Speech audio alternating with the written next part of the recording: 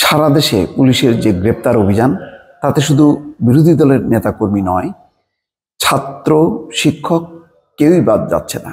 এমনকি একজন ছাত্রী, গতরাতে তাকেও তুলে নেওয়া হয়েছে। শিক্ষক আসিফ মাহতাবকে তুলে নেওয়া হয়েছে, ব্র্যাক ইউনিভার্সিটির সাবেক শিক্ষক, আলোচিত শিক্ষক।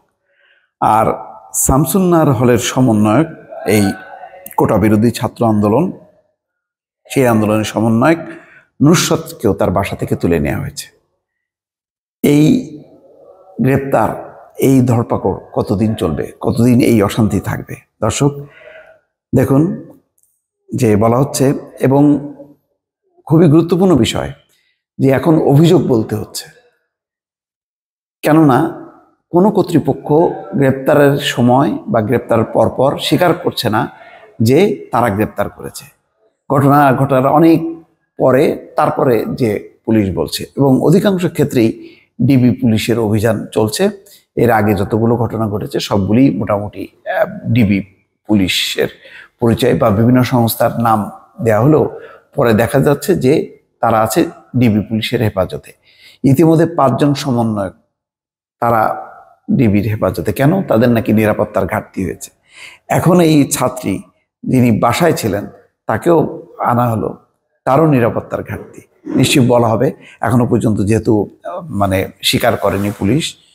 তো খবর হচ্ছে, এই কোটা সংস্কার আন্দোলনের প্ল্যাটফর্ম বৈষম্য বিরোধী ছাত্র আন্দোলন ঢাকা বিশ্ববিদ্যালয়ের শামসুন্নাহার হলের সমন্বয়ক ও রাষ্ট্রবিজ্ঞান বিভাগের শিক্ষার্থী নুসরাত তাবাসসুমকে ডিবি পরিচয়ে তুলে নেওয়ার অভিযোগ পাওয়া গেছে।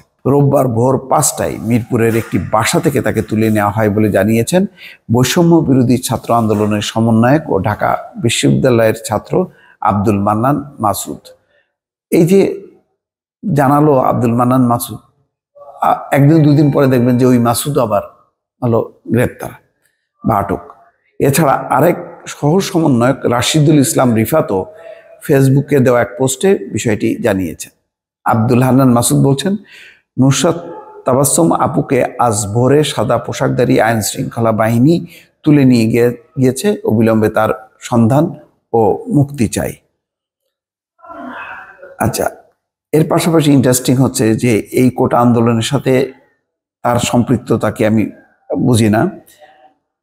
তিনি ছিলেন আলোচিত সেই শরীফা গল্পের যেই পাতা ছিঁড়ে যে আলোচিত হয়েছিলেন, যে পাঠ্য বইয়ে শরীফ থেকে শরীফা গল্পের পাতা ছিঁড়ে আলোচিত সমালোচিত হওয়া ব্র্যাক বিশ্ববিদ্যালয়ের সাবেক শিক্ষক আসিফ মাহতাবকে আইন শৃঙ্খলা রক্ষাকারী বাহিনী পরিচয়ে তুলে নেওয়ার অভিযোগ উঠেছে।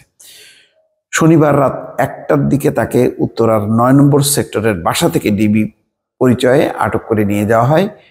সকালে ঢাকা পোস্টকে এই কথা জানান আসিফ মাহতাবের ছোট বোন নাফিসা তাসনিম। তিনি বলেন, শনিবার দিবাগত রাত 1টার পর 15 জনের একটি দল আমাদের বাসায় আসেন। তাদের বেশিরভাগের শরীরে ডিবির পরিচয় সম্বলিত পোশাক ছিল। তবে কেন আটক করা হচ্ছে সে বিষয়ে তারা কিছু জানায়নি। তবে তাকে ডিবি কার্যালয়ে নেওয়া হবে বলে জানিয়েছেন তারা। আমার মা এখন ডিবি কার্যালয়ে গেছেন, এখনো জানি না ভাই কোথায় আছে। দেখেন, আটকের 4 ঘন্টা আগে সামাজিক যোগাযোগ মাধ্যমে একটি পোস্ট দিয়েছিলেন আসিফ। সে কারণে তিনি আটক হতে পারেন বলে ধারণা বোন নাফিসার। অর্থাৎ কোটা আন্দোলনের পক্ষে সে একটা পোস্ট দিয়েছে, সেই পোস্টের জেরে হয়তো তাকে আটক করা হতে পারে। আসলে কি ক্ষোভ কি এটার কারণে?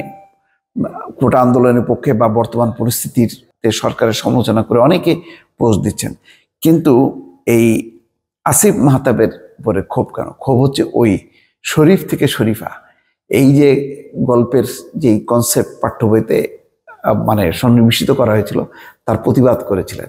সেই ক্ষোভটা হয়তো এখন কাজে লাগাচ্ছে কেউ না কেউ। দর্শক ভালো থাকবেন, আল্লাহ হাফেজ।